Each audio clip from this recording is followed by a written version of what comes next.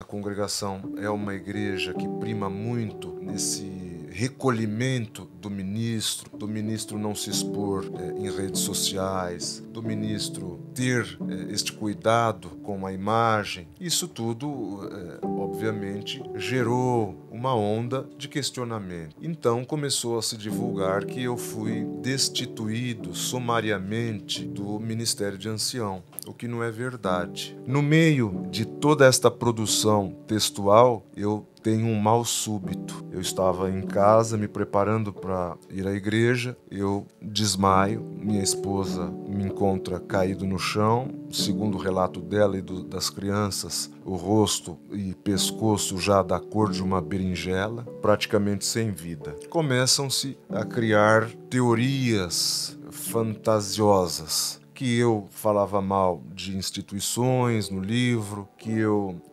fazia críticas, e não existe nada disso. Eu gosto muito de um personagem misterioso do Gênesis, que é Enoque, que andava com Deus, e ele simplesmente desaparece da história, né? Pode parecer algo tão difícil, tão distante, mas através da palavra isto se aproxima de nós, dizendo que a vida eterna ela começa aqui na terra. A gente não precisa esperar o final, o tribunal de Cristo para sabermos se estamos ou não salvos. Não, a vida eterna começa hoje.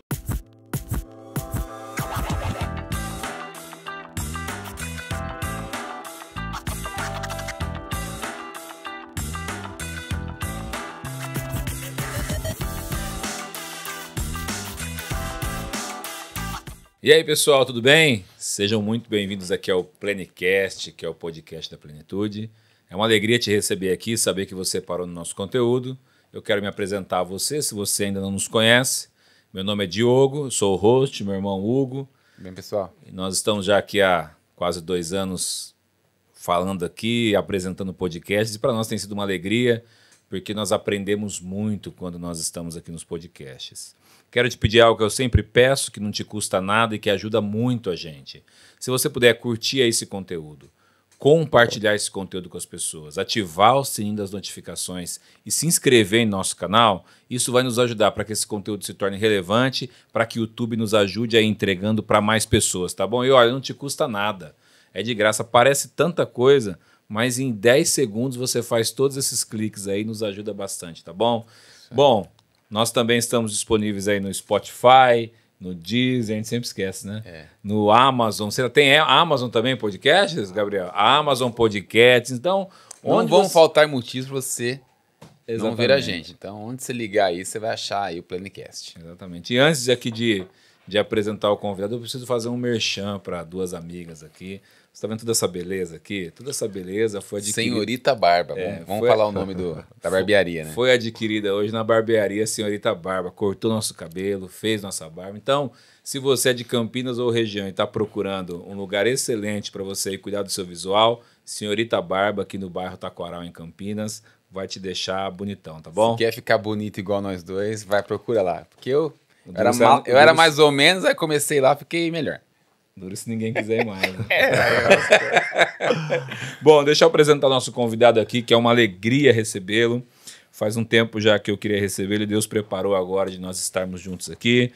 Hoje nós estamos aqui com o irmão Ricardo Albuquerque, que é autor deste devocional aqui, Meu Porto Seguro. Antes de falar do devocional, eu vou apresentá-lo. Então, Ricardo Pavanelli Albuquerque, ele é autor do devocional Meu Porto Seguro, advogado, professor de literatura, apaixonado pelas escrituras.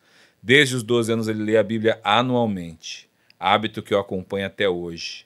Filho de um professor de economia e de uma musicista, cresceu cercado de livros e Bíblias, herança que moldou sua fé e vocação.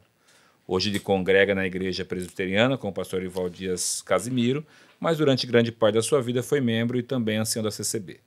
Ricardo é casado com a Rosiane e é pai da Miguel e da Luíse.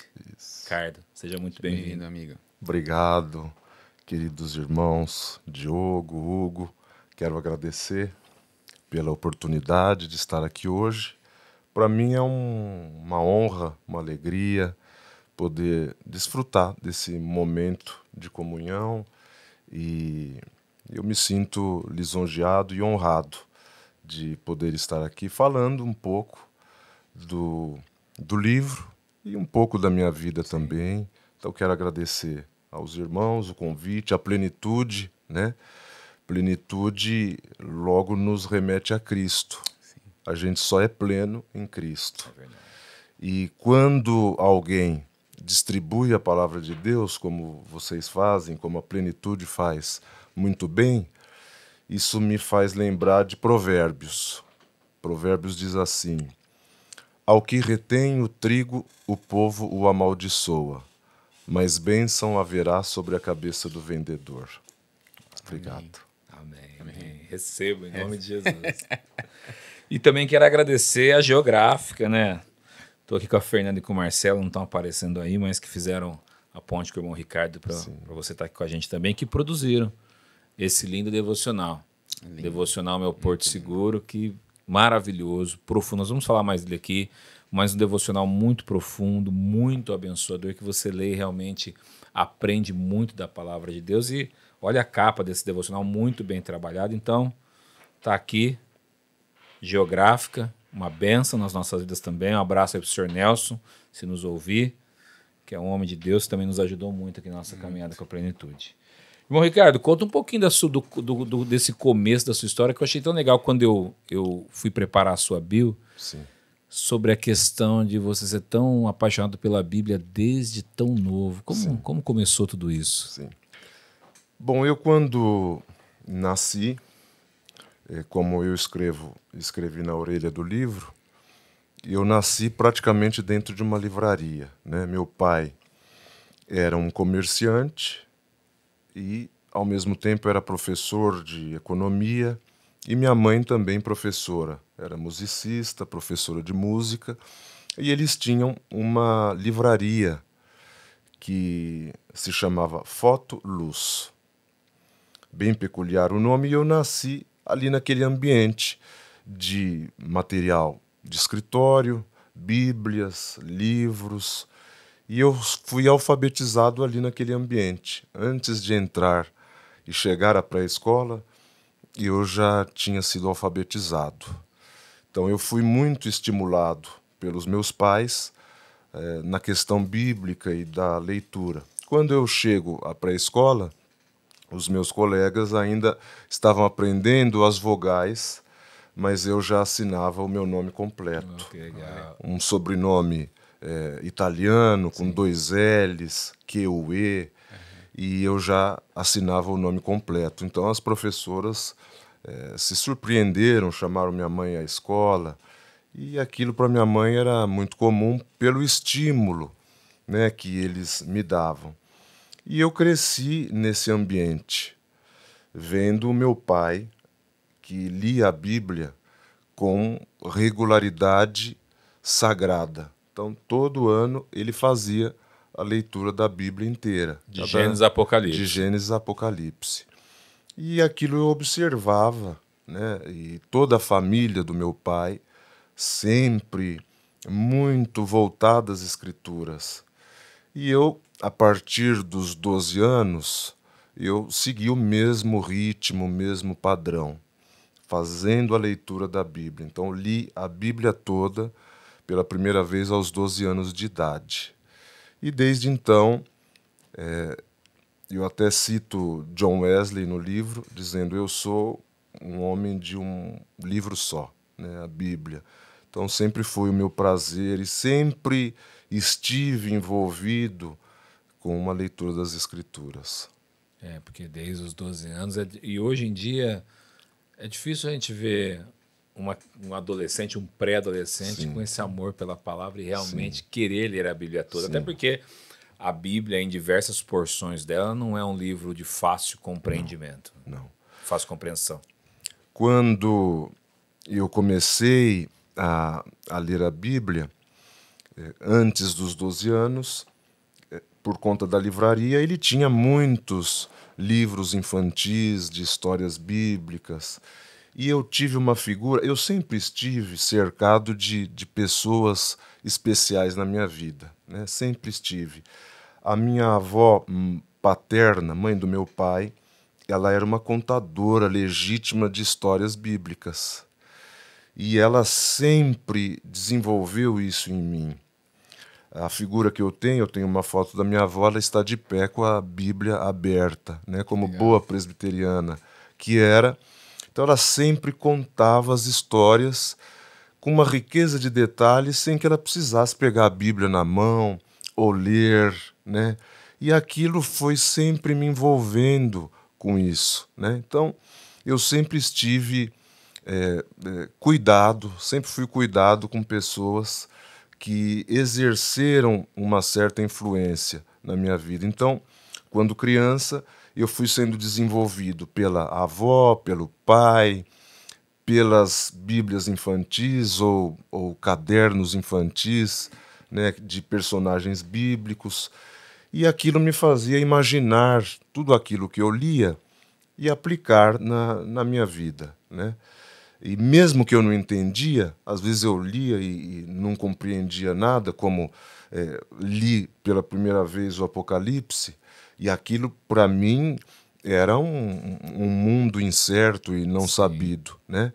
Mas eu continuava lendo como se eu estivesse entendendo. E um dia minha mãe me fez essa pergunta: mas você entende o que são as taças, os selos, o anticristo, a besta? Eu não entendo, mas eu acho bonito. Eu disse isso para minha mãe e ela achou muito interessante, mas era isso, era aquele encantamento. E ela me fez uma pergunta, outra pergunta como uma professora, né? Mas como que você pode achar bonito uma coisa que você não entende? E eu disse: mãe, eu não sei te explicar, mas quando eu leio, o meu coração ferve. Uau. E quando eu lembro dessa passagem, obviamente me vem à mente o Salmo, né, de Davi falando de Cristo, que diz: o meu coração ferve com palavras boas. Então, mesmo que eu não compreendesse o cerne do texto, a profundidade, a lógica, a teologia do exatamente, texto, mas aquilo me visitava e me preenchia de uma forma que eu não era capaz de explicar, de externar, mas que me dava, me atraía sempre para ela, né? Você é de São Paulo mesmo? Tudo isso aconteceu em São Paulo? Sim. Cidade de São Paulo? Eu sou nascido em Ilha Solteira. Ilha Solteira, uma cidade que faz divisa com o estado do Mato Grosso do Sul e dá uns 600 e poucos quilômetros da Grande São Paulo até lá. Então, nasci em Ilha Solteira e fiz faculdade em Três Lagoas, que já é Mato Grosso do Sul. Então, viajava todos os dias, ia e vinha da universidade, mas sempre o meu mundo foi ali dentro de Ilha Solteira. Uma cidade pequena, que até hoje não tem semáforo. Coisa boa, hein? É um centro educacional, tem uma sede da Unesp, Universidade Estadual Paulista lá, muito grande, então vem alunos de toda parte para estudar lá.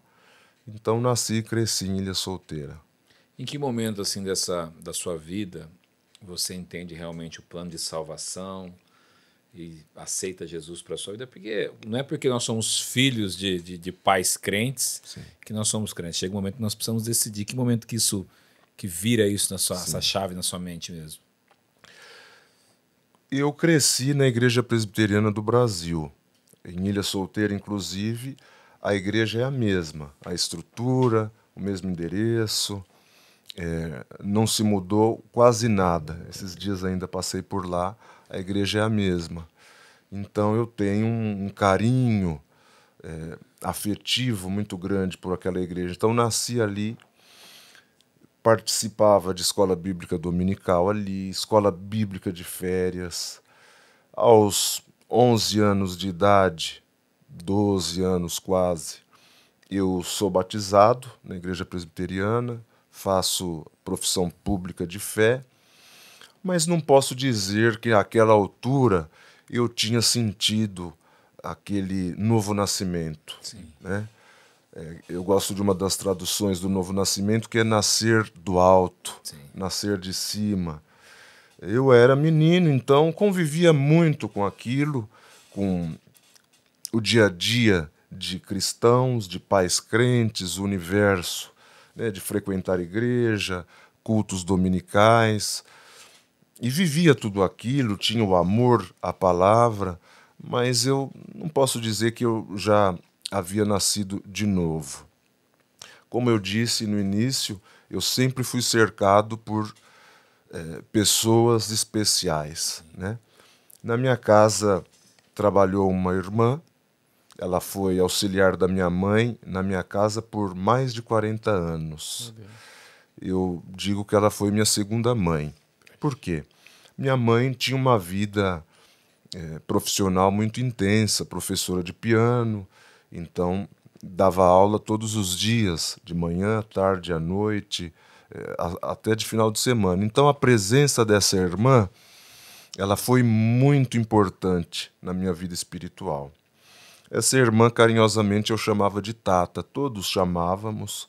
Ela foi babá do meu irmão mais velho, minha babá, babá dos meus sobrinhos, e só parou de trabalhar na minha mãe depois que faleceu. Teve um câncer agressivíssimo e faleceu, mas ficou ali na minha mãe por 44 anos, mais ou menos.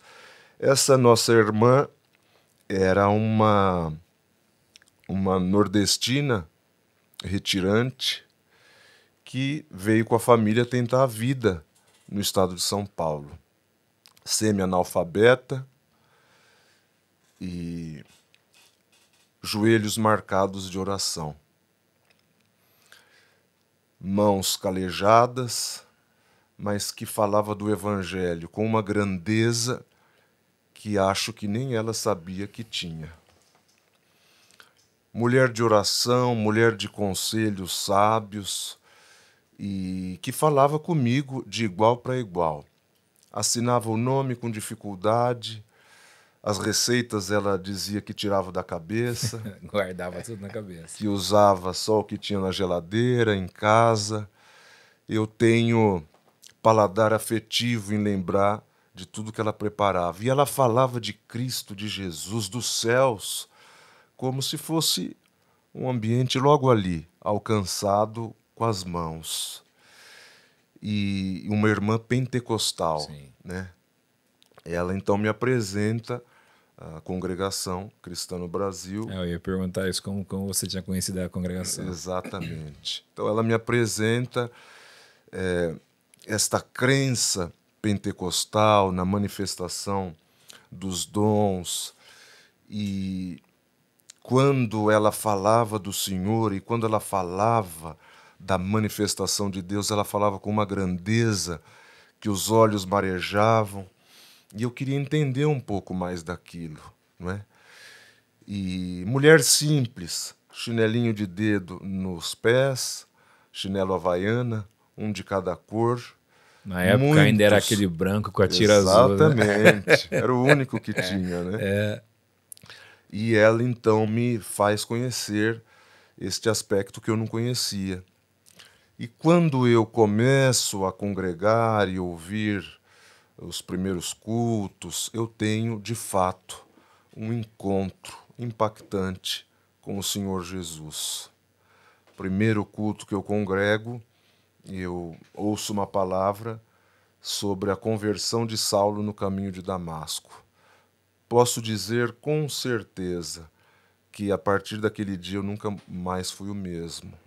Então tive um encontro com Cristo aos 14 anos de idade, uma manifestação incontestável do novo nascimento, e eu já não aceitava mais viver longe deste Cristo e deste Evangelho que eu conhecia na leitura e no conhecimento escritural. Mas a partir de então, daquele agosto de 1992, eu senti o meu coração inclinado a este chamado e a mensagem deste Cristo que ainda hoje ferve o meu coração como lá na década de 90. E como que... E aí você teve esse encontro com Jesus, e quando que você reconhece o chamado para o ministério, de você se tornar um ancião logo mais à frente? Assim que eu começo a trilhar este caminho de fé, eu começo a vivenciar essa questão dos dons de Deus, né? E eu sempre tive essa inclinação de citar a Escritura e fazer uma aplicação da Escritura, o que hoje nós chamamos de devocional. Sim. Né? Mas naquela época nem se ouvia essa expressão do mercado editorial.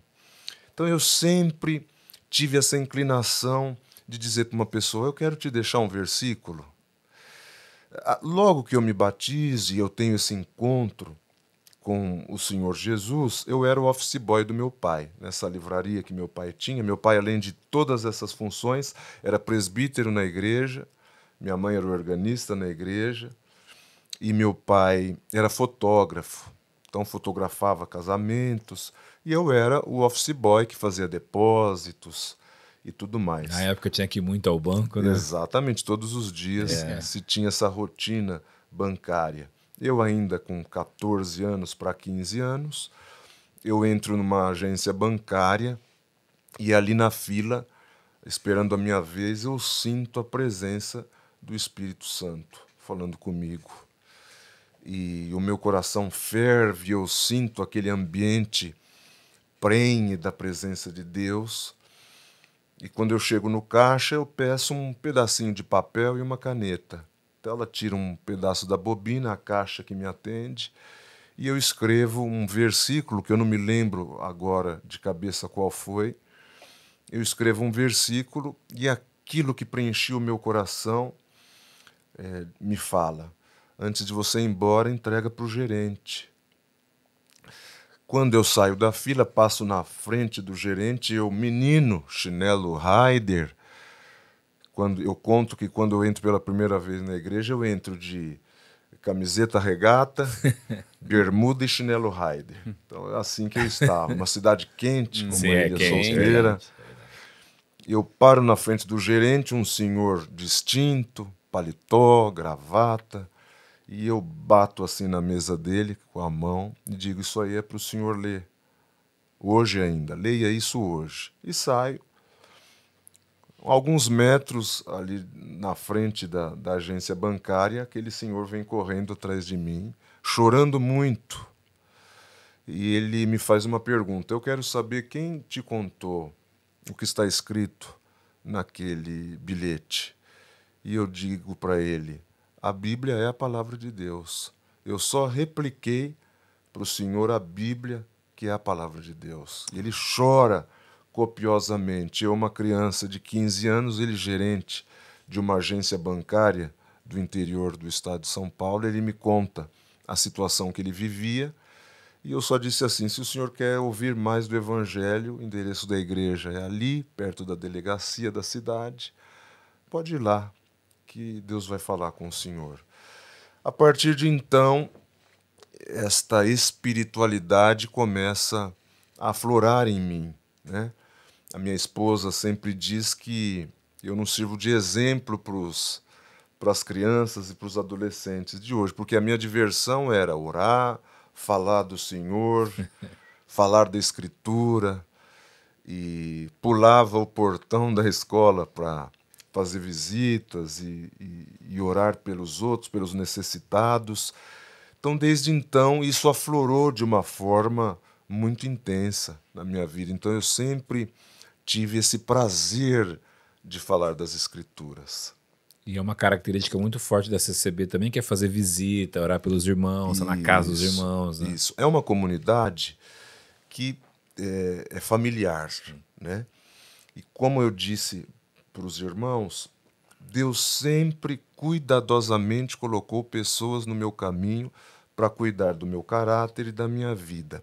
Essa questão com a Bíblia, com a Escritura, com os versículos, sempre estiveram perto de mim. Então havia uma nossa irmã, lá de Ilha Solteira, que ela fazia um trabalho muito bonito. Assim, ela tinha uma abóbora na casa dela, sabe aquelas abóboras de porcelana? Sim. Antigas, hoje a gente quase não vê. Não vê. A gente tem uma na minha casa para a gente se lembrar dela, porque ela já está na tampinha eternidade. a tampinha até abre, né? Isso, a gente tira a tampa. Ela escrevia com a letra dela papéis com versículos. Então dobrava-se e ali muitos versículos dentro daquela abóbora. Quando ela recebia visitas para o café da tarde, para o almoço, ela carinhosamente destampava a abóbora e pedia que cada um tirasse um versículo. E muitos ficavam emocionadíssimos, porque quando se lia os versículos que estavam ali, que não haviam sido direcionados um para cada, falava-se com as necessidades. Então eu, criança ainda, menina, eu pensava, um dia eu quero ter esse trabalho, né? Um dia eu quero ter uma abóbora em casa e ter esse trabalho de multiplicar a palavra e o evangelho no coração do que necessita. Uau, que legal. E quando você decide escrever o devocional Meu Porto Seguro? Porque isso daqui é um trabalho realmente de tempos de meditação. Sim. Como foi tudo isso? Como foi o começo de tudo isso? Diogo, meu irmão, eu sempre escrevi, né? Desde a infância, então, e tudo isso que eu estou relatando a todos, eu sempre gostei de escrever. Então, numa fase da adolescência, eu escrevia cartas, postava no correio, e estas cartas circulavam o Brasil, o mundo, amigos que moravam no exterior recebiam estas cartas minhas. Qual era a estrutura da carta? Era a exata estrutura de um devocional. Que legal. Começava, então, com um versículo e eu fazia a aplicação do versículo. Como isso funcionava? Eu acordava, por exemplo, pensando em alguém. Acordei pensando no irmão. Vou escrever uma carta para esse irmão. E então eu citava um trecho da Escritura e fazia a aplicação desta carta. Então, assim foi a minha adolescência e parte já da vida adulta, escrevendo cartas. Muitos têm cartas minhas e se encontram comigo, eu nem lembrava mais. Então eu sempre fiz isso com prazer. Quando já adolescente, eu cheguei a ter um blog, né? Hoje é ultrapassado, nem existe mais, né? Quase não se usa mais blog. E esse blog se chamava Resplandecente Farol, que é o nome do meu canal no Instagram hoje. Sim. E eu fazia esse trabalho de postar meditações bíblicas sobre temas variados da vida. Entendi. Então eu fazia todo esse trabalho. Então, esta proposta do devocional Meu Porto Seguro não foi da noite para o dia. É um trabalho de uma vida. Só que eu nunca tive esta pretensão. Mas amigos próximos, meu sogro, minha esposa, dizia: tudo isso que você escreve precisa ser editado. Outras pessoas precisam ler o que você escreve. Mas sabe quando a gente ouve, a gente não coloca muita fé, né? E então eu passei por todas as fases: carta escrita, e-mails, escrevi e-mails para muitas pessoas que eu nem conhecia. E essas cartas que você mandava eram para amigos, mas também podiam ir para pessoas que você nem conhecia. Pessoas desconhecidas também. Ia no correio, pregava o selo. Sim. Mandava embora. Então, muitas pessoas envolvidas nessa minha trajetória, às vezes eu dizia: preciso da tua ajuda, preciso descobrir o endereço de uma pessoa. Pessoa, às vezes, famosa, conhecida, outros não. E assim acontecia. Que legal. Né? Então, isso tomou conta da minha vida. Isso eu levei para a universidade também. E eu fiz faculdade de Direito. Em uma das fases da universidade, eu havia ficado de exame ou recuperação, não me lembro, de uma matéria complexa. Quando eu termino a prova, era a última prova do ano, do semestre, me veio aquela presença do Espírito Santo, como essa presença que a gente sente aqui agora, de escrever alguma coisa no verso da prova para aquele professor. Eu vou dar a descrição dele, mantendo o sigilo do nome do mestre, mas era um senhor distinto, austero, sorria pouco. E quando eu virei a prova, eu escrevi assim no verso da prova: João 10. Jesus é o bom pastor. O bom pastor dá a vida pelas suas ovelhas. O ladrão, o salteador, vem senão a matar, roubar e destruir. Mas eu vim para que tenhas vida e vida com abundância. Quando termino, eu entrego a prova para o professor e digo: professor, vou fazer um pedido para o senhor. Leia esta prova antes de terminar o dia. E vou embora. E Deus foi tão bom que em alguns momentos eu recebia o resultado da frutificação. No dia seguinte era um sábado, minha mãe me acorda às 7h30 da manhã, dizendo: é o teu professor no telefone. Telefone fixo ainda, não existia. Celular. Eu não tinha celular. Isso lá em Ilha Solteira. Ilha Solteira ainda. E do outro lado era aquele professor chorando muito, dizendo de uma situação dificílima que ele passava na vida pessoal e que ele tinha feito planos de desistir, de tentar suportar todo aquele processo que ele passava. Então a prova onde ele ministrou era a última da semana e do semestre e ele planejava alguma coisa muito ruim. E quando ele chega em casa, ele lembra-se que eu havia dito: leia o que está escrito no verso da prova antes que o dia termine. Então ele me conta que quando ele está lendo 10 do Evangelho de João, Jesus é o bom pastor, ele sente um consolo que desce dos céus e que acalenta o coração dele. E desde então ele diz que nunca mais foi o mesmo. Então é essa a palavra viva, sim, penetrante, mais penetrante do que uma espada de 2 fios que chega na divisa da medula, espírito. Quem sabe onde é essa divisa? Ninguém sabe, mas a palavra sabe. Sabe que essas cartas são tão marcantes que você me mandou 2 pelo WhatsApp já. Sim. E eu me lembro certinho onde eu estava. A primeira eu estava lá em Portugal, estava em Aveiro, a gente estava no estacionamento do subsolo, eu parei, você mandou um texto sobre Paulo. Verdade. Eu li para o meu irmão e eu falei: olha a profundidade desse texto, olha que coisa linda. E outro, eu estava na cama, deitado com a minha esposa, e eu recebi o devocional e eu li a mensagem para minha esposa. Então, realmente, são palavras que penetram no nosso coração. Glória a Deus. Quando você falou, fiquei de exame, eu falei: você não tem cara de ficou de exame. Eu tenho. De exame me amava. Eu falei: gente, não é possível. Exame. Aí você falando, eu falei assim: olha só o propósito, né? Você ficou de exame para você escrever atrás da prova, sim, para alcançar o professor.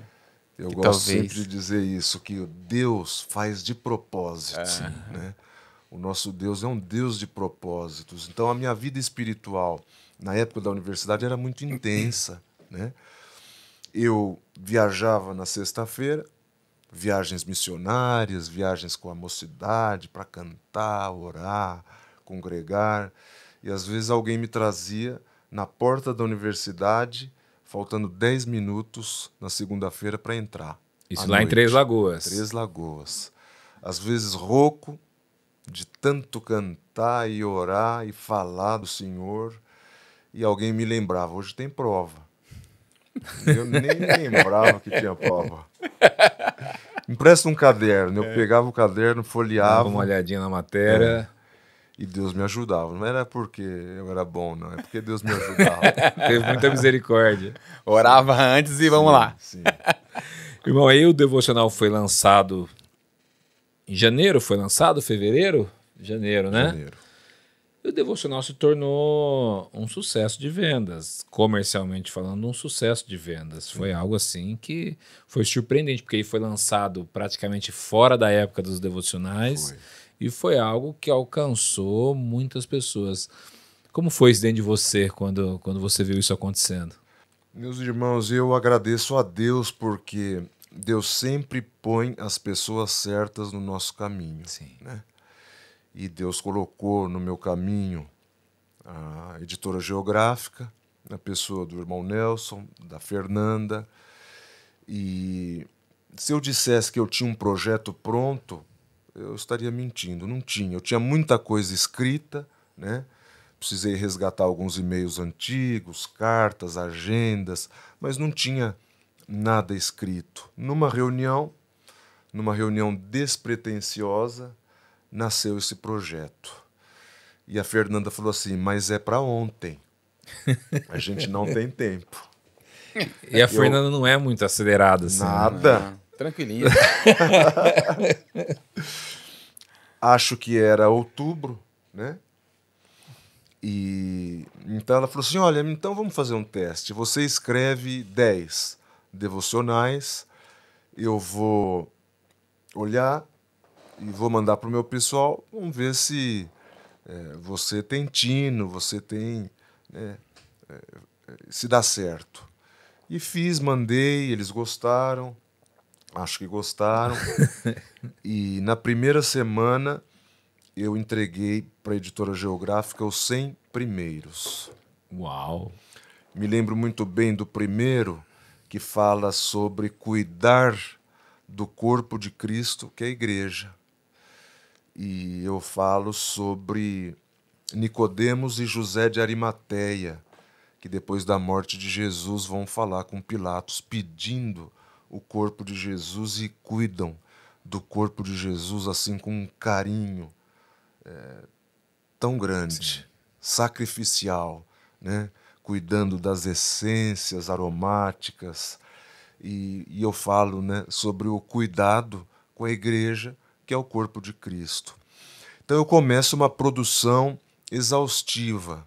Algumas coisas eu tinha escrito. Um dos dias foi uma conversa que eu tive com meu sogro, num almoço de domingo, na casa dele.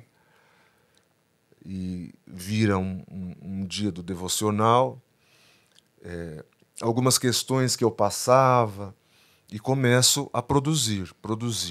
No meio de toda esta produção textual, eu tenho um mal súbito. Eu estava em casa me preparando para ir à igreja, eu desmaio, minha esposa me encontra caído no chão, segundo o relato dela e das crianças, o rosto e pescoço já da cor de uma berinjela. Puxa vida. Praticamente sem vida.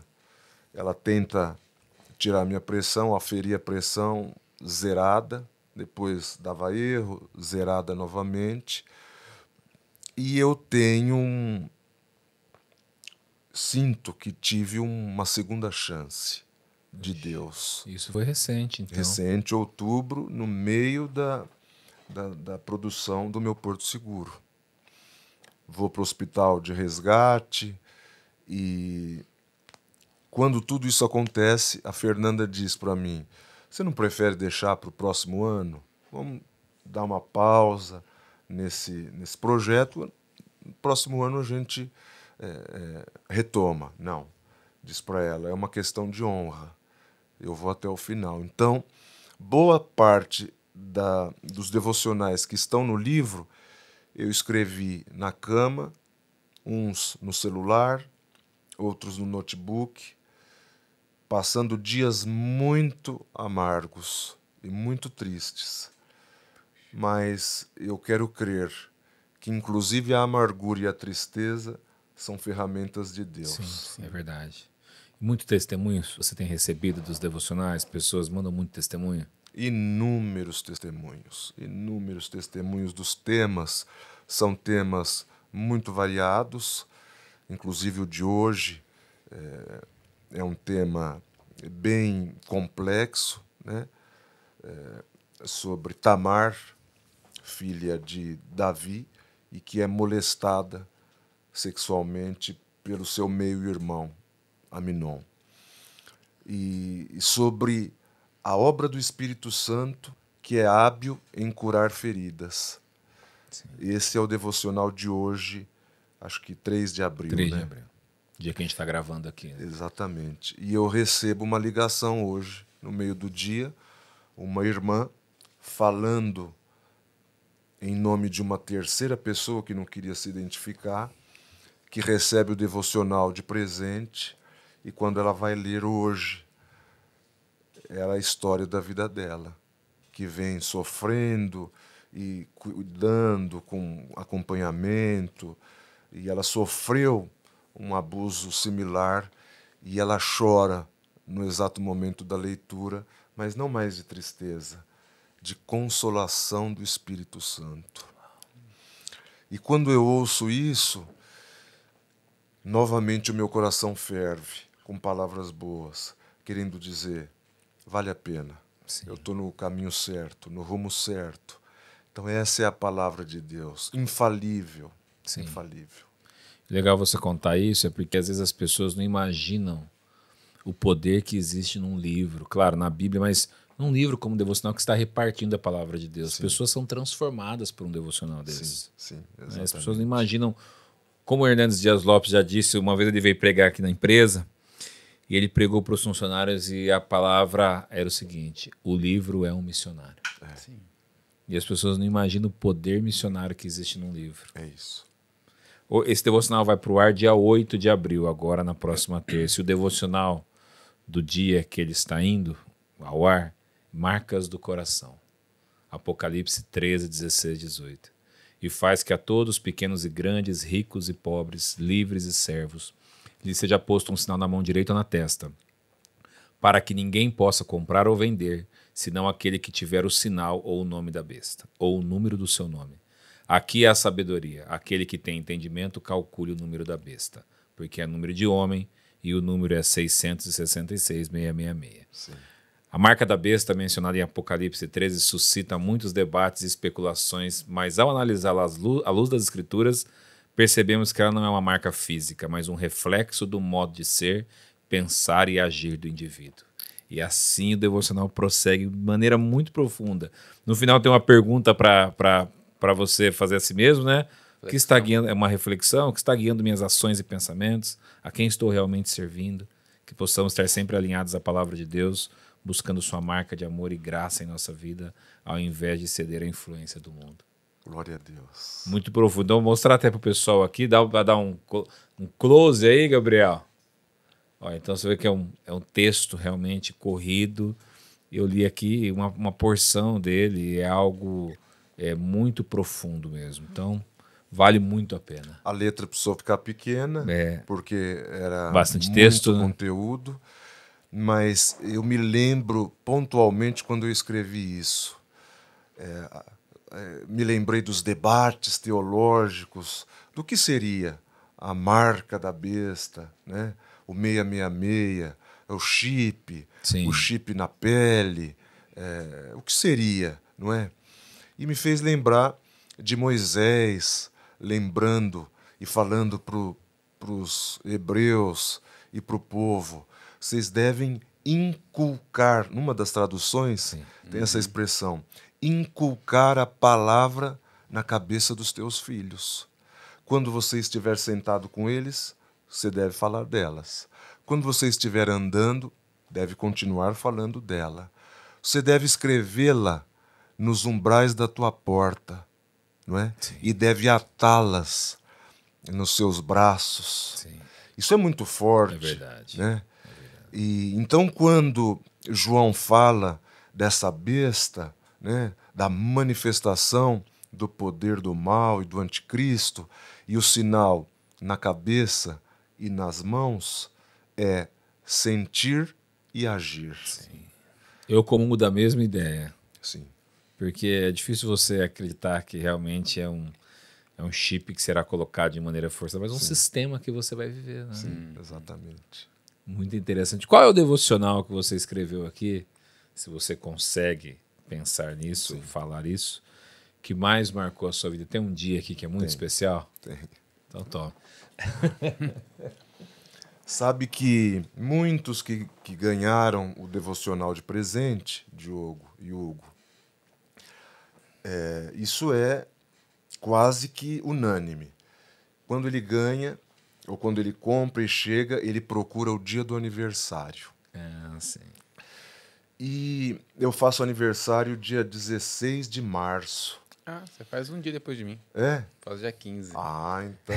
Ah, gente Você boa. é uma pessoa muito boa. Olha, fez né? exame, pegou exame. Faz aniversário em março. Tá Deus muito do céu, parecido. Muito parecido, Ricardão. E eu estava chegando perto do dia do aniversário, do meu aniversário, a minha esposa, minha amada e fiel esposa, como eu sempre a chamo, ela disse assim: Ricardo, você tem noção que esse devocional, além de bíblico, é profético? E a palavra de Deus tem essa conotação, né? Um dos profetas dizia que a palavra era como um martelo que esmiuça a penha, né? Sim. E ela me disse: olha, o dia do teu aniversário. Eu mesmo não tinha procurado, mas ela disse: olha o dia do teu aniversário. E o título do dia do meu aniversário é A Força do Silêncio Diante da Calúnia. Uau. Eu cito Provérbios 16, 27 e 28. O homem vão cava o mal, e nos seus lábios se acha como que um fogo ardente. O homem perverso levanta a contenda, e o difamador separa os maiores amigos. É verdade. Era um período que eu estava passando de dificuldades e provas ardentes, e quando eu começo a ler, e no final eu cito José, e termina assim: que possamos, como José, confiar na bondade e sabedoria de Deus e permitir que Ele nos use, mesmo nas dificuldades, para cumprir seus planos perfeitos. Uau. Então foi de uma grande consolação. Como foi comigo? Neste mesmo dia, muitos, É verdade. inúmeros, começaram a repostar no Instagram os efeitos daquele texto no dia 16 de março, dia 10 de março, e é assim todos os dias. Muitos repostando e dizendo: eu revivi, eu li, era exatamente o que eu precisava sentir, viver, e eu revivi. E é isso que a palavra de Deus faz. Ela, com uma grandeza pluripotente, ela nos faz reviver. Ricardo, é claro que esse devocional ele foi um divisor de águas na vida de muitas pessoas. Talvez pegou pessoas nos piores momentos da vida delas e leram o devocional e se sentiram ouvindo a voz de Deus ali. Sim. Mas ele também foi um divisor de águas na sua vida, porque através desse devocional muita coisa também começou a mudar. Sim. Como foi esse processo, inclusive, a gente até falou um pouquinho sobre isso antes, esse processo de lançar o devocional e depois não estar mais na CCB, como foi essa transição agora para a presbiteriana? Porque queria que você falasse um pouco sobre isso, porque as pessoas falam tanto na internet sobre isso e contam mentiras sobre isso, então seria legal que você pudesse falar sobre isso um pouco. Foi um momento muito intenso na nossa vida, né? A produção do texto, os prazos apertados da editora e revisão de texto. Nós não tivemos tempo, né, de fazer revisão, e minha esposa, nos últimos dias, me ajudou na adequação das citações bíblicas, mas nos últimos dias mesmo eu emendava manhã, tarde, noite, madrugada. No prazo final que eu tinha para entregar o livro para a editora, foram 2 dias seguidos de escrita. E vivendo dias de muita luta espiritual em inúmeros sentidos. Quando o livro é lançado, ele já é lançado fora da época. Sim. Né? Janeiro, fevereiro, acho que foi fevereiro. Muito embora nós iniciamos uma pré-venda, já estava sendo vendido, mas o lançamento aconteceu em fevereiro, num dos shoppings de São Paulo, e, para glória de Deus, um movimento assustador de público. Eu achava que ia ter lá uns amigos, meia dúzia de gato pingado, e Quando nós iniciamos a noite de autógrafos, as dedicatórias, era 18 horas. Eu fiz a última dedicatória às 23 horas e 30 minutos. Meu Deus. Eu não parei um minuto, não tive tempo para tomar um cafezinho, uma água, usar o banheiro, um movimento no shopping. E todos perguntavam, os seguranças do shopping, que livro é esse que todo mundo está lendo? Tem gente sentado no chão com um livro aberto lendo, na praça de alimentação, nos cafés, gente andando pelo shopping lendo livro.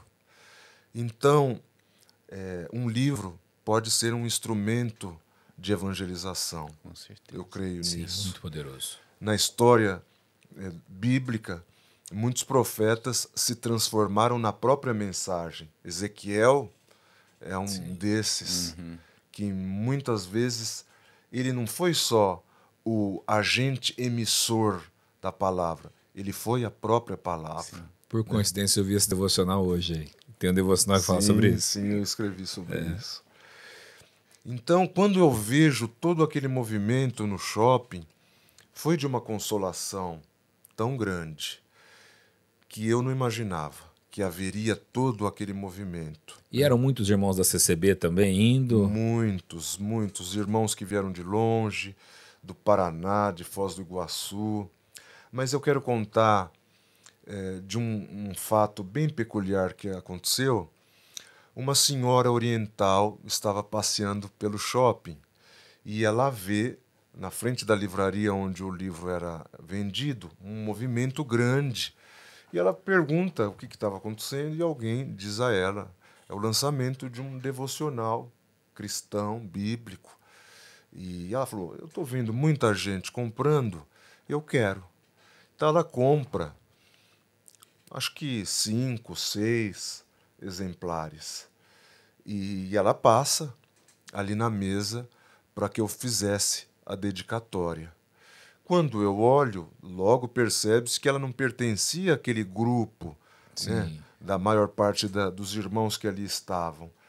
E ela pede para fazer uma dedicatória para o filho, para a filha, para a amiga. E aquilo chama a atenção de todos os que estavam ali no entorno. Então, o grande número era de irmãos que me conheciam e que conviviam comigo, sim, mas começa a alcançar outras pessoas que estavam fora daquele aprisco. Que legal. Então isso é de uma alegria muito grande. A partir então desse lançamento, a repercussão cresce, a repercussão começa a ser grande nas redes sociais. Para os irmãos terem noção, o meu Instagram foi criado no final de outubro, começo de novembro. E hoje nós já passamos de 52 mil seguidores. Organicamente. Organicamente, sem vídeo, sem meu rosto aparecer. Só os devocionais. Só texto e carrossel com fotos criadas com inteligência artificial do celular despretensiosamente. Cresceu. E isso assustou muita gente, né? E me assustou também a minha família.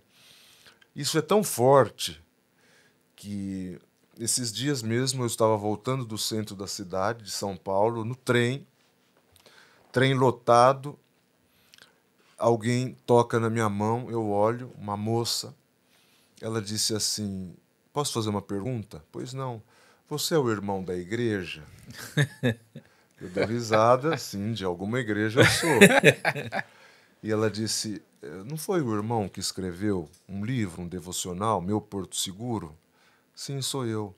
E ela disse, eu não acredito que eu encontrei o irmão. O teu livro me salvou. É uma pessoa que eu não sei o nome, não sei de onde é, e que me encontrou numa linha de trem. Então isso é de uma grandeza que só pode ser de Deus. Sim. No meio de tudo isso, muitas pessoas, então, foram impactadas positivamente com a mensagem do Evangelho. A mensagem do Evangelho, como Paulo escreveu grandiloquentemente, é poder de Deus para a salvação. É verdade. Eu gosto sempre de repetir isso. Então, é uma mensagem poderosa. Não fica velha, nem ultrapassada, nem precisa de atualização. É poder de Deus para a salvação. Pessoas dizendo, eu comecei a ter vontade de ler a Bíblia que eu não tinha, então eu começo a receber mensagem no Instagram. Que versão bíblica o irmão me indica? Eu tenho dificuldade para essa versão. Eu comecei a fazer um plano de leitura bíblica em um ano que eu nunca fiz. Eu comecei a ter vontade de ler mais porque eu leio um versículo do devocional do dia e eu quero saber, tenho curiosidade de saber qual é o contexto, o antes e o depois, e isso vai fazendo uma cadeia virtuosa. Muito. Que só pode ser e vir do Evangelho, que é poder de Deus para a salvação. Isso, então, começa a impactar positivamente, mas também assusta alguns e que não entendem, e isso começa a fazer um desgaste, né? Muitos são muito tradicionais e não conseguem compreender. Sim. Começam a fazer juízo de valor sem saber o conteúdo do livro. Então a gente não pode... Existe uma máxima que a gente não julga um livro só pela capa. Exatamente. Né?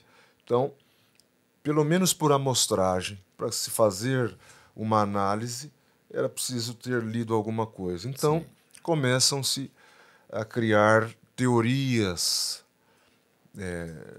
fantasiosas, né? Que eu falava mal de instituições no livro, que eu fazia críticas, e não existe nada disso. Nunca tive pretensão. A minha pretensão era falar do avanço do reino dos céus. Então isso cria, então, certamente, um movimento. Este movimento é muito incômodo, e neste movimento todo que se fez, no ambiente onde eu me congreguei por 33 anos, eu sinto que o meu tempo e a minha obra missionária ali já estava cumprida. Sim. Isso não quer dizer de maneira alguma que eu vou desconsiderar os 33 anos que eu vivi ali naquela comunidade religiosa que amo. Sim. Amo aquele ministério, aquela irmandade, vivi experiências gloriosas com Cristo, com o Espírito Santo, mas eu entendo, no meio de todo esse transcorrer que eu conto aqui agora, que a minha missão, então, estava cumprida ali. Quando tudo isso começa a acontecer, tantas coisas acontecem, pessoas criticando, censurando, criando enredos que nunca existiram. E nós, eu, a minha casa, a minha família, sofríamos sem nos manifestar. Nunca me manifestei publicamente. Sim. O que se sabe é o que a internet divulga, o que os canais falam, mas nunca me manifestei publicamente. No meio de tudo isso, então, eu sou carinhosamente recebido pela Igreja Presbiteriana de Pinheiros, na pessoa dos reverendos Arival, reverendo Hernandes e o reverendo André Mendonça. No meio de todo este processo doloroso que nós passávamos, eles me acolheram com um amor muito restaurador. Quando tudo isso acontece, alguém, e muitos disseram, mas ele tomou uma decisão muito rápida. Como ele tomou essa decisão? É que eu sempre tive esta relação de afeto com a Igreja Presbiteriana. Quando eu nasci, ou antes de eu nascer, minha bisavó já professava a fé em Jesus na Igreja Presbiteriana do Brasil. Eu, creio eu, já sou a 5ª geração nesta igreja. Então a minha referência eram essas 2 igrejas. Sim. Eu não tinha uma outra referência. Então, mais do que natural, eu procurei por esta igreja onde eu estou e professando a mesma fé em Jesus. Sim. A minha fé em Jesus não mudou, é a mesma. Os meus valores são os mesmos. E eu vi esses dias um corte de uma pregação em que o pastor dizia assim: pode ser que mude o local geográfico onde você congregue, o endereço, o número, o bairro, mas a igreja de Cristo é uma só. É verdade. A igreja invisível de Cristo, que Cristo virá buscar, é uma só. E eu sempre defendi isso. É não é? verdade. Quando os discípulos chegam a Jesus e falam: mestre, nós vimos um grupo que expulsava demônios em teu nome, mas eles não te seguem conosco. E nós mandamos eles pararem. E Jesus os repreende, né, severamente, dizendo: não faças isso, porque quem não é contra nós é por nós. Então a minha essência é a mesma. Amo a todos, amo a Irmandade, toda essa obra. Isso nunca vai mudar. Sim. Porém, eu sinto que chegou um tempo novo, né, na minha vida, e é este tempo que hoje oficialmente aqui na Plenitude eu estou falando pela primeira vez. Isso foram 33 anos, não são 33 dias, é uma vida. Sim, Né? Então tem muita gente que está ouvindo a gente aí que nem 33 anos tem ainda. exatamente. Durante quanto tempo você foi ancião? Diogo, eu digo que sempre preguei o Evangelho, né? E eu gosto sempre de usar as passagens de Jesus, que Jesus aproveitava o ensejo para pregar. Sim. Ele não perdia a oportunidade. Jantar na casa de Zaqueu, pregava. Jantares em todos os lugares possíveis e pregava. Sim. Os fariseus do lado de fora censuravam: é esse o Messias prometido que come com pecadores? Não é? O primeiro sermão de Jesus é o sermão das bem-aventuranças, Sim. das beatitudes. Tinha lugar para sentar? Não tinha. Um sentou no chão, outro numa pedra, e Jesus faz a pregação mais gloriosa que nós temos até o dia de hoje. É verdade. Ele usava os barcos, não é?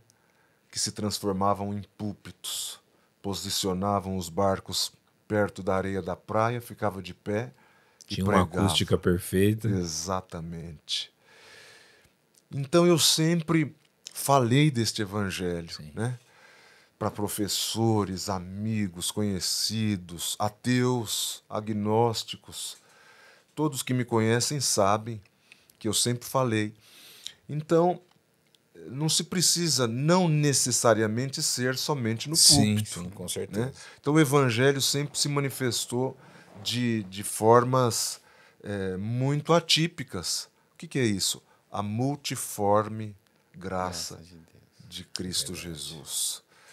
E sempre vivi isso. Então pregava a palavra por um tempo na congregação, em algumas situações em cultos que irmãos que me conheciam, mesmo eu não tendo ministério, me franqueavam a liberdade para Legal. pregar a palavra. Por um tempo foi desta forma. Eu já com as crianças, nós vivemos, nos mudamos, moramos 2 anos no Rio de Janeiro, depois 2 anos em Curitiba. Nestes 2 lugares eu não tive ministério oficial na igreja, mas sempre havia algum irmão que gentilmente me franqueava o direito de pregar a palavra de Deus. Eu sempre fazia com muito amor e carinho. Quando nós voltamos, então, viemos morar em Barueri, na Grande São Paulo, Então, em 2018, eu sou confirmado por Deus, creio, para um ministério que na congregação se chama Cooperador do Ofício Ministerial. Sim.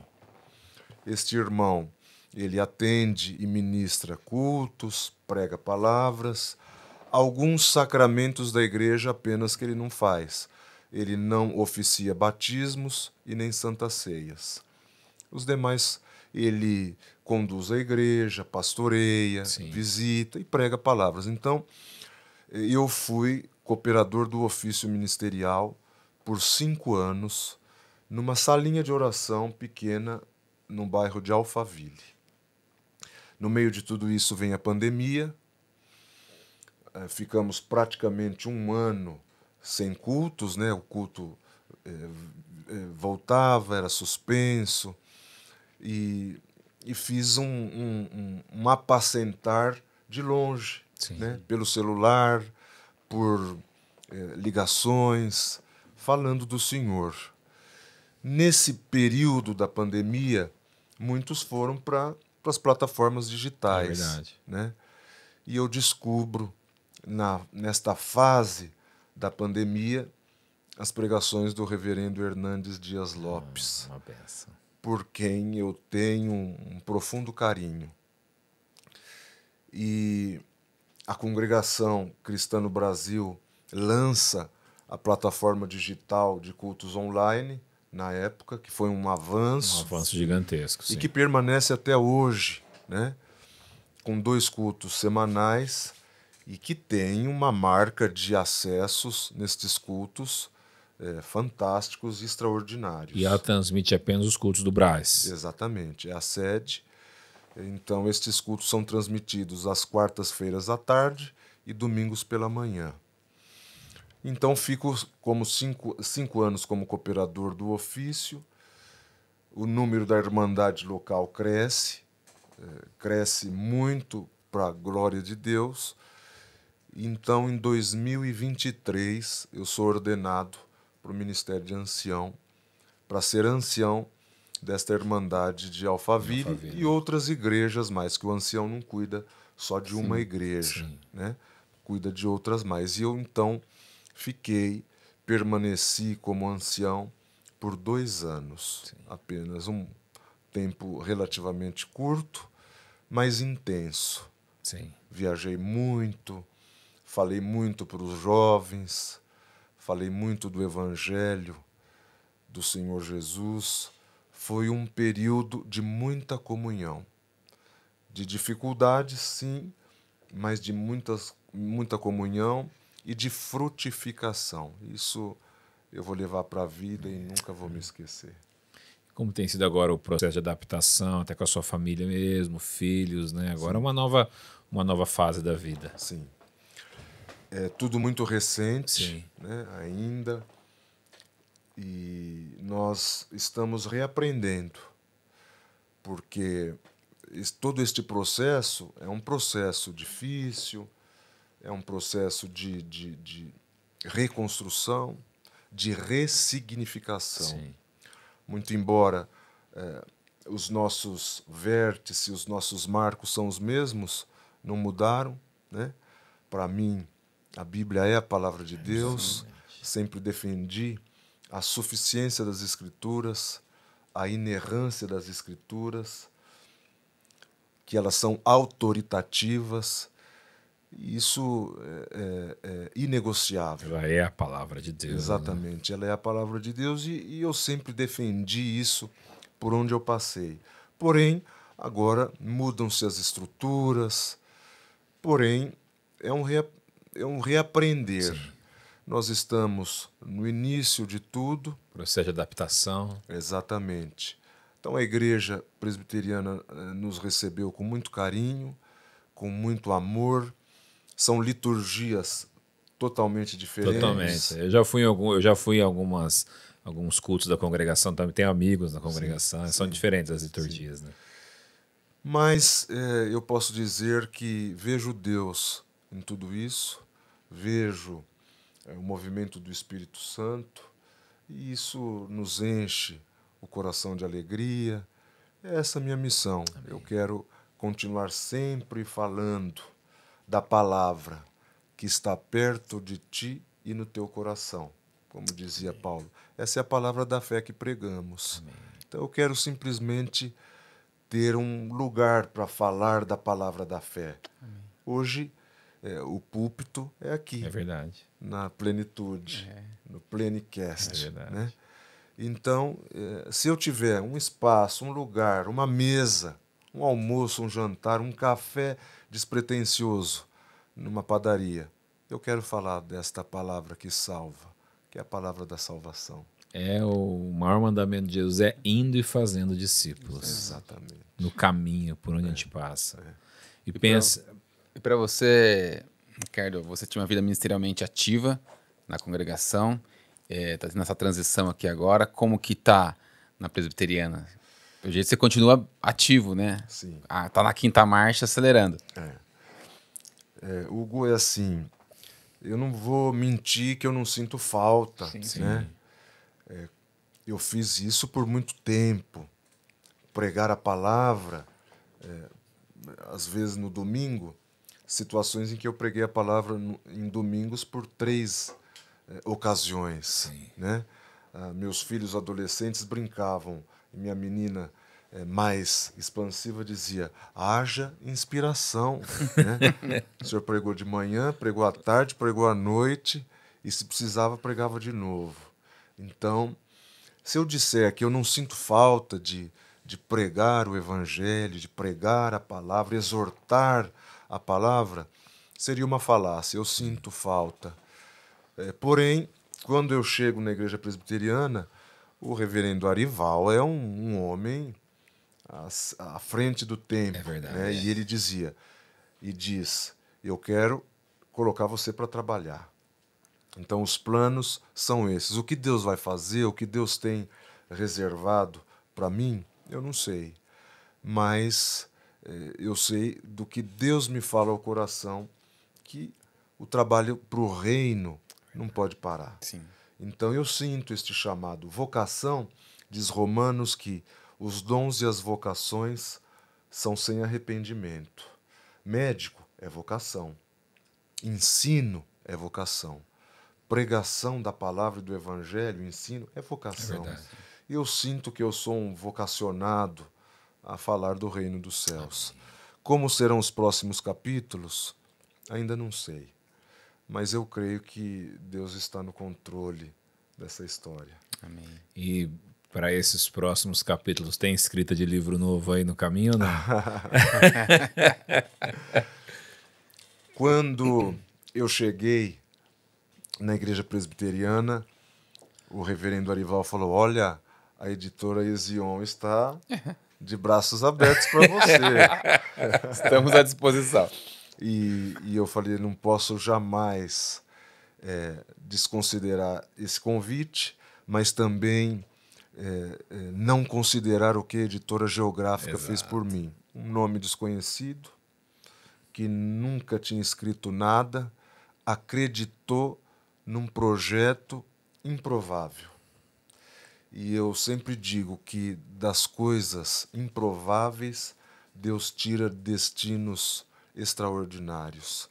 Então eu tenho um amor tão grande pela família Geográfica que enquanto eles me aturarem, eu vou estar lá com eles. Né? Então já temos, acho que mais 2 projetos já para o próximo ano, para 2026. A ideia é não descontinuar o devocional Meu Porto Seguro. Então este primeiro é o devocional de 2025 e já temos um já no forno, que é o de 2026. Vamos manter o mesmo nome, Meu Porto Seguro, e não vamos descontinuar os anteriores. Até quando? Não sabemos. Sim. Mas para o próximo ano teremos um novo devocional Meu Porto Seguro. Em paralelo a isso, a editora Geográfica também está produzindo, e estamos juntos nesta produção, um planner que também vai levar o nome Meu Porto Seguro. Este planner, muito sofisticado, lindo, vai ficar muito lindo, vai ter mini devocionais em cada dia do ano. São devocionais menores, obviamente, para caber no contexto literário do Planner, mas vai ter um mini box devocional em cada dia do ano. Então é um projeto do nosso coração que eu acho que vai ser lindo e vai alcançar muitas vidas também. Um devocional casa muito com isso de programação, de projeto, de planner, porque o devocional nada mais é do que o culto racional. É verdade. Não é? É o teu comprometimento com Deus, seja em orações, comunhão, meditação. Então, estes são 2 projetos já iminentes. E temos aí um outro projeto que é alguma coisa para jovens, né? E que deve sair também em 2026. Então, temos muita coisa pela frente e com a ajuda de Deus as coisas vão acontecendo e vão aparecendo. Amém. Esse era o tempo que tinha que sair, o devocional. Foi. Bom, Ricardo, qual o texto bíblico, a passagem bíblica que mais marca a sua vida? Eu, neste devocional pontualmente, acho que eu falo bastante do apóstolo Paulo. Eu sempre fui tocado pela história dele, amo a história dele, o relato de Paulo. E quando eu falo de tudo que ele viveu, eu falo com o mesmo fervor, como se fosse a primeira vez. Tudo que ele sofreu, todos os reveses da vida e tudo que ele enfrentou. E eu gosto muito de uma das vezes, de uma igreja que era uma igreja queridíssima dele, que ele chamava de Coroa, né? A igreja de Filipo, a carta aos Filipenses, ele chama aquela igreja de coroa, né? Vocês são a minha coroa, o meu louro, minha vitória. E a igreja inconformada com ele preso, a igreja inconformada dele sofrendo tudo aquilo.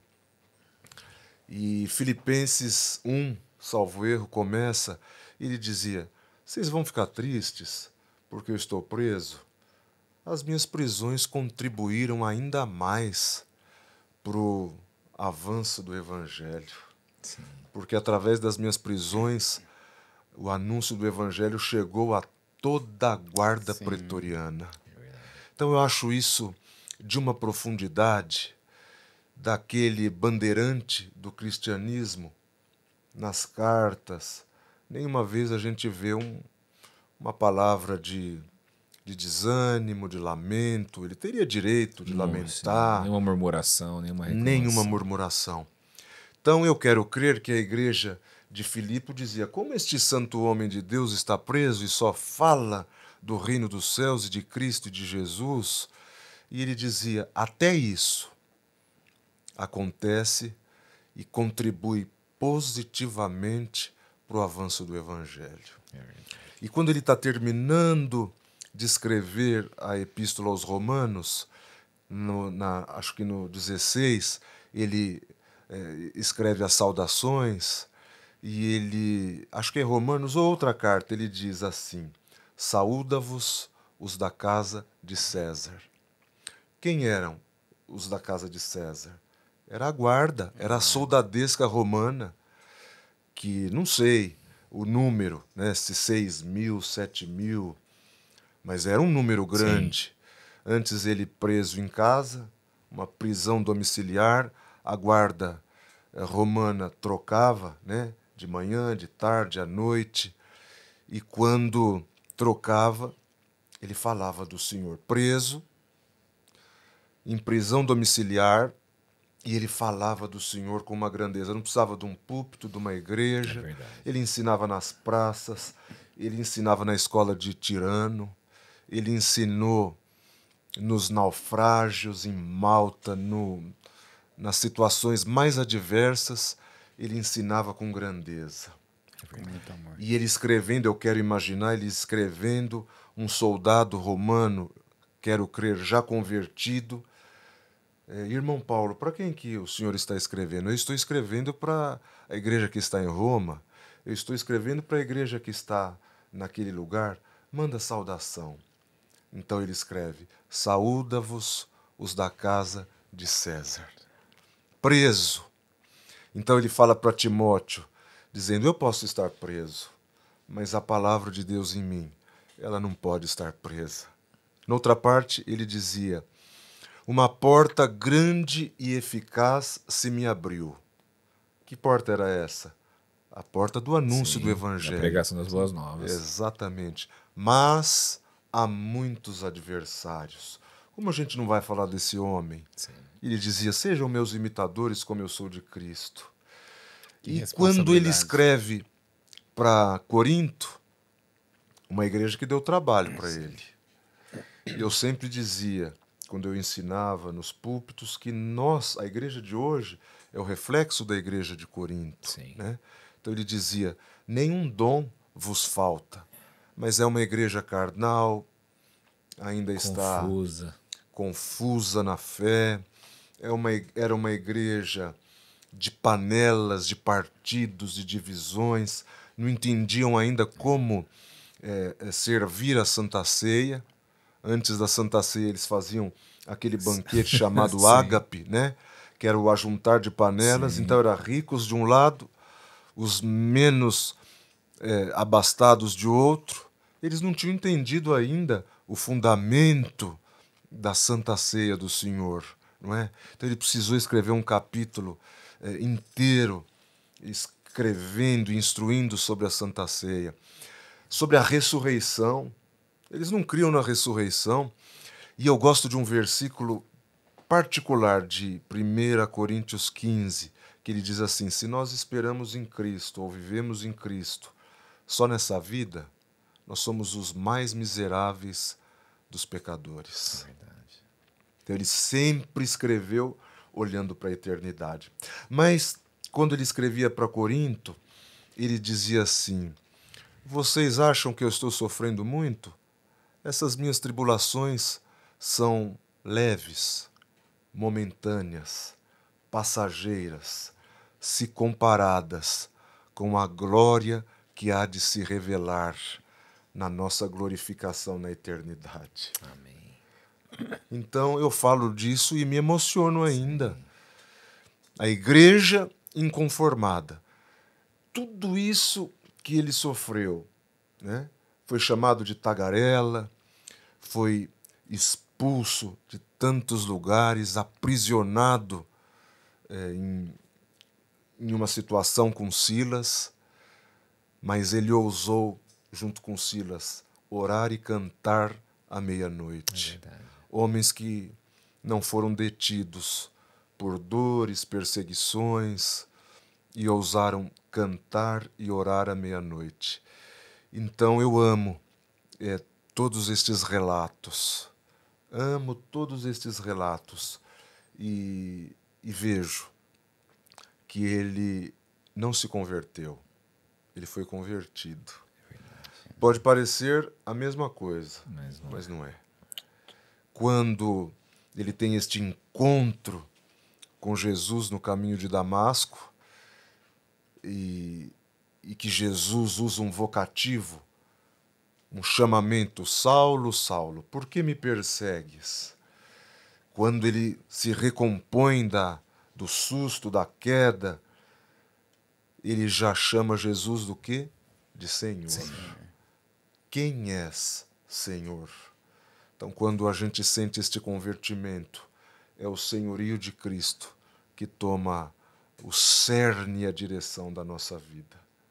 Então, eu amo todas essas passagens e sempre falo dele e de Cristo e de tudo que a Escritura nos traz. Mas eu amo falar deste apóstolo do Senhor. Um dos maiores missionários que já existiram. Sim. Eu ficava aqui ouvindo de Paulo até amanhã. Hein? Puxa. Irmão Ricardo, ainda tratando sobre o assunto da sua saída da congregação, como se deu isso? Porque muitas pessoas disseram que você foi expulso da congregação. Como se deu isso? Qual é a verdade disso? É uma boa pergunta, Diogo, porque isso gerou uma boataria muito forte nas redes, não é? Hoje, esse a internet é muito forte nessa questão porque não existe mais aquele sigilo que nós tínhamos antes da era da comunicação, não é? Então hoje um assunto ele toma uma proporção na velocidade da luz. Sim, O mundo pela internet se transformou numa aldeia global, uma sim, aldeota, né? sim.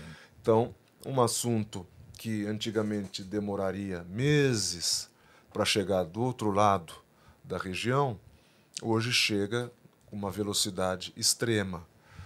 E antigamente era positivo um aspecto, porque quando meses depois alguém ia ficar sabendo, o assunto já tinha se amainado e tinha acalmado. Com a internet isso é impossível. Todo mundo sabe de tudo e sabe de uma maneira distorcida, errônea. E foi o que aconteceu. Com todo esse desdobramento do livro e, e das redes sociais, a congregação é uma igreja que prima muito nesse, nesse recolhimento do ministro não se expor em redes sociais, do ministro ter este cuidado com a imagem. Isso tudo, obviamente, gerou uma onda de questionamentos. Então começou a se divulgar que eu fui destituído sumariamente do Ministério de Ancião, o que não é verdade. Houve sim um parecer de um grupo de anciães, de uma ala da igreja, que entendia que eu não reunia mais condições de exercer o ministério por conta da minha exposição na internet, na mídia, em razão de um código de ética ministerial que a igreja tem. E nesse código de ética, ele é bem conservador, ele, ele aconselha que os ministros que tenham ministérios na igreja, eles não podem se envolver com discussões doutrinárias em redes sociais, em lives, não é? Então, com base nisso, esta ala, este grupo de anciães, eles opinaram para a presidência, dizendo que eu havia contrariado ou uma normativa da igreja. Houve este parecer. Na sequência deste parecer, alguns dias depois, eu tomei então a decisão de redigir a minha carta de renúncia ao Ministério de Ancião. Até então, eu permanecia no ministério, ainda que o ministério envolto em muitos falatórios, muitas teorias conspiratórias, em nenhuma vez ou nenhuma ocasião eu havia sido destituído. Então fui eu que, depois de todas essas ocorrências, que redigiu uma carta que infelizmente acabou vazando e a internet tomou conhecimento desta carta de renúncia, e fui eu então que pedi o desligamento do meu ministério de ancião por razão própria, particular, não por quebra à doutrina, não por quebra à fidelidade à palavra de Deus, mas por entender que a minha missão dentro da instituição já havia sido cumprida. Isso é muito bom porque as pessoas que veicularam notícias que não são verdades, Sim, agora sabem da verdade diretamente, claro, da sua boca mesmo, da sua fala. sim, exatamente. Eu senti que havia essa censura e o número de irmãos que me censuravam era um número consideravelmente grande. tomei conhecimento deste parecer, que eles entendiam que todas esses funcionamentos da minha vida, que sobretudo é profissional, colidia com este código de conduta e, obviamente, eu pertencia a uma instituição, eu deveria honrar. Sim. Não que seja desonra espiritual, Claro. nem bíblica, nem doutrinária, mas com base nesta normativa, eles entenderam que eu estava descumprindo um preceito fundamental para o ministeriante. Então eu tomo essa decisão, sabendo que havia essa divisão, um grupo não vendo nenhuma quebra ao estatuto e outro grupo enxergando isso. Eu, por mim, tomei essa decisão debaixo de muita oração, orei muito a Deus, falei com a esposa, com os filhos. Então foi uma decisão minha. A carta, infelizmente, vazou, então todo mundo acabou tomando conhecimento das minhas razões, porém foi uma decisão unilateral minha e que agora será sacramentada. Sim. Você é um homem que gosta de ensinar bastante. Nos disse aqui já que pregava em 3 cultos na CCB. E agora como que vai ser o ritmo na presbiteriana? O Arival já tá escalando você para alguma coisa? Sim. Quais são os planos dele lá? Eu fui professor, sou professor, né? Porque a gente não deixa de ser professor. Dei aula de redação por 25 anos e até mais. Aula de literatura, redação de peças processuais voltadas para a OAB. Então, esse sempre foi o meu trânsito, né? Sou advogado, então eu sou o meu ofício é a palavra, né? Quer escrita, quer falada. E então sempre trabalhei com isso e faço com prazer. O reverendo Arival, vendo isso, já nos primeiros dias, quando eu fui conhecer as dependências da Igreja Presbiteriana de Pinheiros, ele foi me mostrar a ampliação, a tenda que eles estão construindo, né? Porque o número de membros lá cresceu assustadoramente. É uma igreja, sobretudo, missionária. Sim, muito. Ele foi me mostrando as dependências, onde funcionavam os podcasts, e foi me contando um pouco do que está acontecendo ali, que vão inaugurar a sede da IPP TV nos próximos meses. Então, já de pronto, ele já me fez uma proposta. Ele tem o devocional, leu alguma coisa, não sei se tudo, e ele me fez um convite, então, de fazermos um programa na IPP TV, um programa diário, inclusive. Serão 15 minutos todos os dias, inclusive aos finais de semana, que não sei se poderia estar falando, mas agora estamos já, que vai levar o nome do livro. Será Devocional Meu Porto Seguro. Que legal. Que legal. Alguns dias eu vou usar alguns devocionais que já temos no livro e outros dias alguma coisa que o Espírito Santo me trouxer ao coração. Mas eu recebi isso assim com uma honra muito grande, muito grande. Então nós já estamos em produção da vinheta, da identidade visual, da sonorização do projeto. Eu acho que até maio, mais ou menos, com a ajuda de Deus, este projeto também vai sair do forno. Que legal. Com certeza vai ter minha visualização. Vai ter minha também. Pelo menos 2 views já vai ter. Não, 3, né? Tem esposa também, tem uma gente. E a igreja, o canal da IPP é um canal muito grande, né? Hoje muito influente, são milhares e milhares de visualizações, então isso daí vai ser capaz de chegar a muitas pessoas. Amém. Bom, Ricardo, obrigado por esse tempo que a gente passou aqui. Você gostaria de deixar uma mensagem final aí para quem está ouvindo a gente, assistindo a gente? Diogo, queria agradecer mais uma vez, o Hugo, queria agradecer a plenitude, por essa abertura, não é? Eu sei que grandes nomes já passaram por aqui e eu sou um anônimo. Então, isso para mim é honra, honra de Deus, sobretudo, e honra de vocês. Então, eu quero agradecer por esse momento de comunhão que Deus nos deu, de estarmos aqui falando do Senhor, falando do reino dos céus e falando sobre andar com Deus. Amém. Né?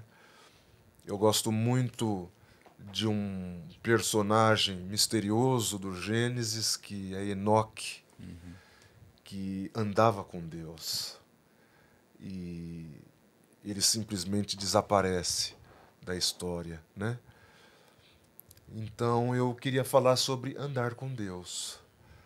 Pode parecer algo tão difícil e tão distante, mas através da palavra isto se aproxima de nós. Então que cada um que está me ouvindo, estão nos ouvindo, que cada um seja como Enoque. Eu acho que eu escrevi sobre Enoque no livro, e que andemos com Deus. É simples, não é? É desprovido de sofrimentos, de reveses. Nós temos alguma blindagem por andarmos com Deus? Não temos. A bala perdida atinge o crente em Jesus. A ordem das coisas se inverte também na casa de quem anda com Jesus. Sim. A mãe sepulta o filho. A avó sepulta o neto. Na casa de médicos surge uma enfermidade incurável. E alguém encontra Jesus no fim de um corredor de um hospital, corredor interminável. E às vezes, na hora da dor, na marcha fúnebre da dor, de alguém que andou com Jesus, caminhou com Deus como Enoque a vida toda, alguém revoltado quer apontar o dedo em riste contra Deus, e à beira ali de alguém sendo velado, nós enxergamos uma irmã fiel que ousou andar com Deus durante uma vida. E ela diz: não, meu filho, nós não vamos nos revoltar contra Deus. E quem andou com Jesus como Enoque responde como Jó: Deus o deu, Deus o tirou, bendito seja o seu santo nome. É bonito ver o finalzinho desta parte de Jó, que diz que Jó não atribui a Deus falta alguma. Isso é andar com Deus. Então, eu quero, e a minha oração é essa, que cada um que nos ouve aceite este convite, aceite este chamamento de andar com Deus. Vai ser difícil, lutas, provas, estes ensinos de que quem anda com Deus está acima e é poupado. Não. Muitas vezes o justo não é poupado da morte. É verdade. Mas é poupado na morte. Sim, é verdade. E muitos sofreram reveses. Falei de Paulo há pouco. A outra prisão de Paulo, na prisão mamertina, foi uma das mais difíceis sofridas por ele. Ali ele sofre a dor do abandono. Aquele que andou com Jesus, aquele que ousou, como Enoque, andar com Deus, ele sofre a dor do abandono e escreve um bilhete que eu quero crer que foi um dos mais doloridos que ele escreveu para o amado Timóteo. Ele diz assim: só Lucas está comigo. É difícil. Um plantador de igrejas, um semeador que falou, repartiu, cuidou. No finalzinho, ele estava ali sozinho, com Lucas. Então ele ousou andar com Deus e ele foi fiel, íntegro até o final. Então, Quem anda com Deus como Enoque, ele não se desnatura. É verdade. E ele permanece íntegro. Então esse é o meu desejo e a minha oração para todos os que nos ouvem. Ousem caminhar com Deus, andar com Deus como Enoque. Amém. E a eternidade é logo ali. Eu quero terminar dizendo que a vida eterna, ela começa aqui na terra. A gente não precisa esperar o final, o tribunal de Cristo, para sabermos se estamos ou não salvos. Não. A vida eterna começa aqui, começa hoje. Quem ousa e quem quer andar com o Senhor como Enoque, a vida eterna para vocês começa hoje. Aleluia, glórias a Deus. Amém. Deus abençoe de coração. Amém. Amém. Obrigado, irmão. Foi uma Obrigado. bênção te receber aqui. Foi um prazer passar essas horas, essas 2 horas, Gabriel.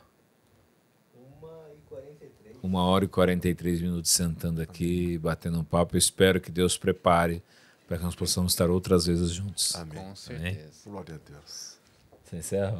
Eu encerro. Meus amigos, que bom ter você aqui. Olha, aquilo que a gente sempre pede, compartilha com o mais de pessoas que você puder. Que papo gostoso. Eu ficava aqui até madrugada conversando. A gente pedia pizza, né? A gente ia parar a madrugada aqui comendo e conversando. Que bom papo, que homem de Deus. Só de ouvir a voz desse homem aqui conversando com a gente já dá uma paz, já dá um refrigério. Então eu peço que você pegue esse conteúdo todo aqui e você envie para pessoas para que elas sejam abençoadas também. Não esquece de seguir nosso canal aí, de curtir também esse podcast. Beleza, meus amigos? Deus te abençoe, um beijo no seu coração e até a próxima. Até.